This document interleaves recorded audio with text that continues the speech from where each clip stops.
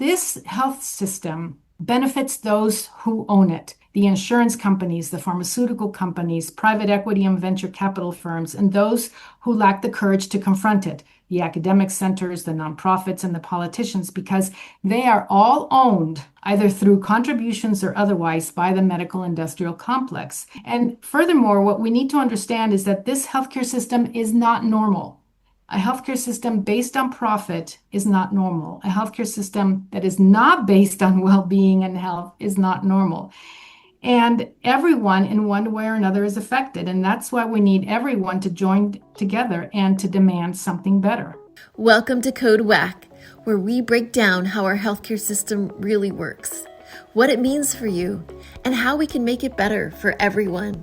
I'm your host, Brenda Gazar.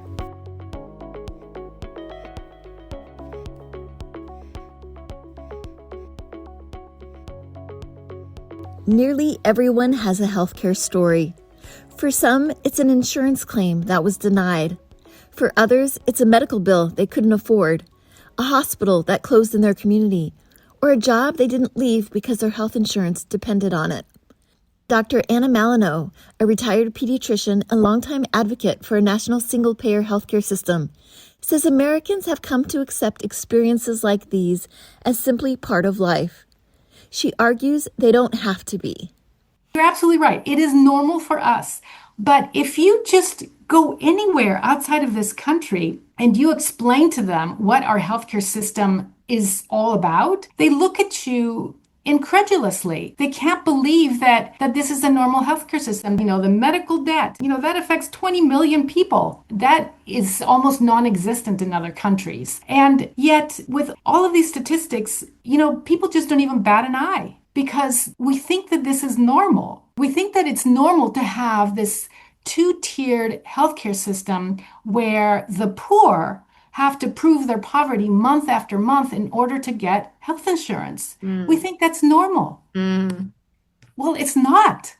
Malinow says one of the biggest misconceptions is that having health insurance means you're financially protected. She says millions of Americans have coverage they still struggle to use because deductibles and other out-of-pocket costs have become so high. We can say that there are about 25 million uninsured in this country, meaning they have no insurance, and when they go see a doctor or go to the emergency room or are hospitalized, must pay out of pocket. And as a result, many have medical debt.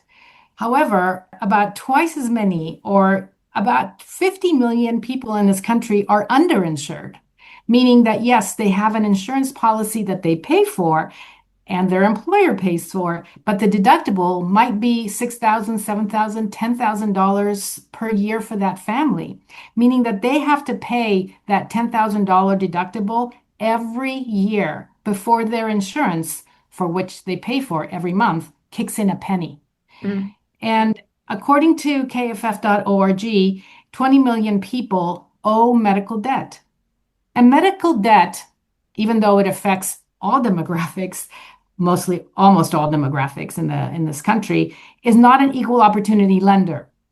People with cancer are more likely to have medical debt. People with disabilities or in worse health or lower income people and uninsured people are more likely to have medical debt.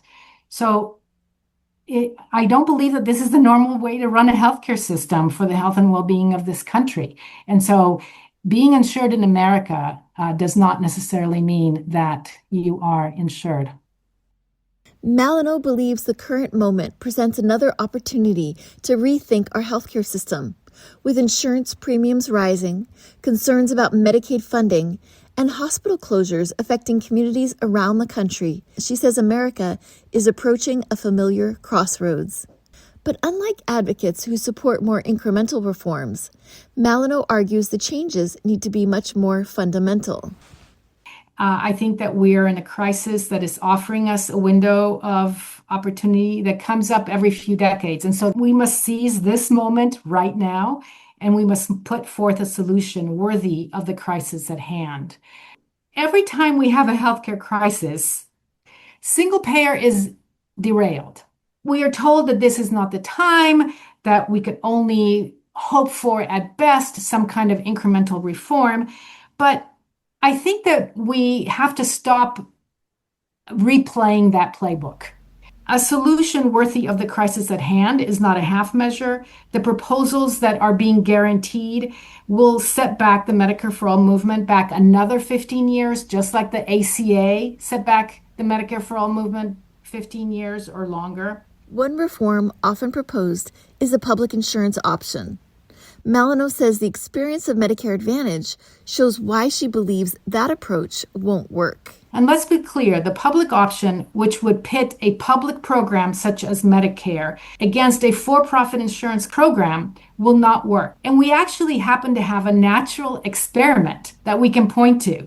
When seniors turn 65, they have this option to choose traditional, original, fee-for-service, public Medicare, or the private insurance Medicare Advantage, right? Despite the fact that traditional Medicare allows seniors their choice of doctors and hospitals without prior authorizations, most are now still choosing that private option. Why? Well, because it costs the average senior over $6,000 per year to pay for traditional Medicare compared to the $2,000 it costs to pay for Medicare Advantage. Mm-hmm. Now, how can this Medicare Advantage insurance companies afford to do this, to offer something so inexpensive? Is it because they're so much better at controlling costs, because they offer better deals? Well, no. It's because the US government subsidizes these Medicare Advantage companies to the tune of over $80 billion a year. That's right. Federal government overpays Medicare Advantage companies so that they can make more money. In fact, insurance companies now make a greater profit from a Medicare beneficiary, old, chronically ill, than for a young, healthy worker on employer health insurance. Yeah, go figure. So a public option would be another traditional Medicare, public Medicare, up against the Medicare Advantage private insurance company. The advantage always goes to the medical industrial complex because they have bought out all the politicians who write the laws that further enrich the medical industrial complex. The only bold solution is to eliminate the medical industrial complex altogether, to remove profit from the healthcare system. Then we can actually have a real healthcare system in our country. Malinow says the challenge isn't persuading the public. It's turning public support into political action. 60% of Americans agree with Medicare for all, right?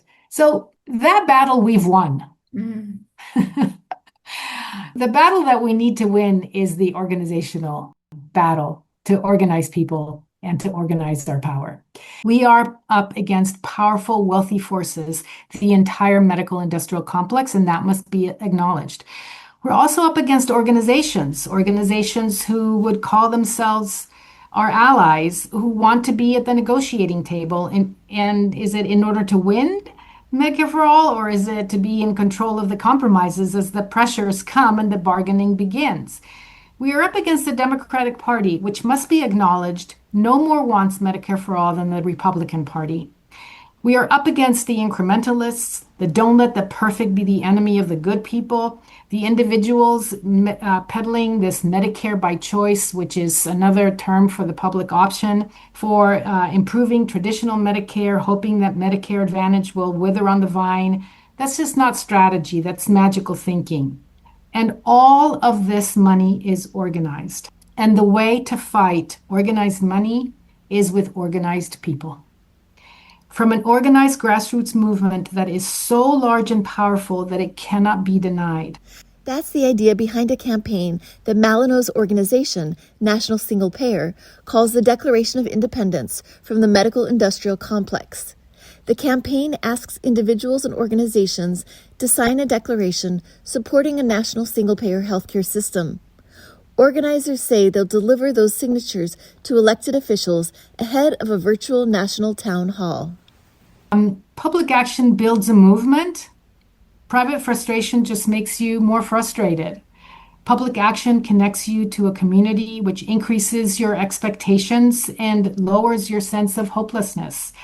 Public action connects you to the only thing that will bring change, and change is what this system needs.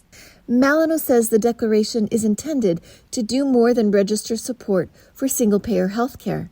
She hopes it will help build a grassroots movement and encourage elected officials to engage in a broader national conversation. Her organization, National Single Payer, plans to deliver the declaration to members of Congress ahead of a virtual national town hall on October 14th. But for Malinow, the campaign is ultimately about something larger. It's about imagining a different kind of healthcare system for America. Imagine getting sick and having a primary care doctor who will see you in a timely manner. They know you and your family and practice close to where you live. Imagine if you have a medical emergency, you go to an emergency center within 5 to 10 miles of where you live. You hand over your Medicare for Life card and are seen in a timely manner. You are treated and sent home with a prescription or hospitalized knowing you will never receive a bill. You and your loved ones can focus on your condition, not on your bills.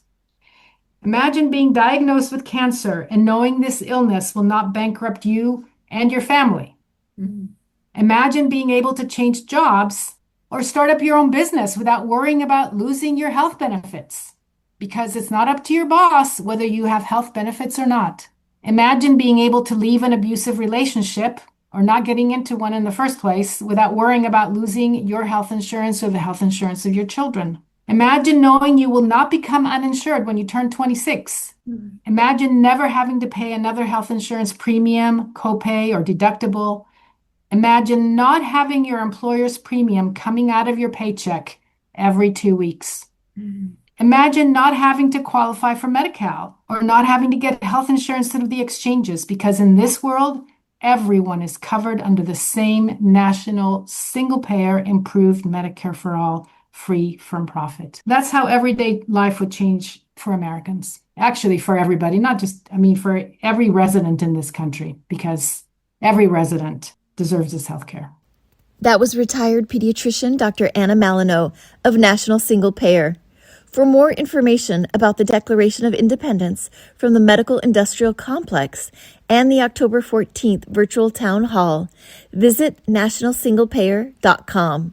If you've enjoyed this episode and would like to support Code WACK, subscribe, leave a review, and share this episode with a friend. This episode was powered by Heal California, uplifting the voices of those fighting for healthcare reform around the country. Thanks for listening. I'm Brenda Gazar, and until next time, stay healthy.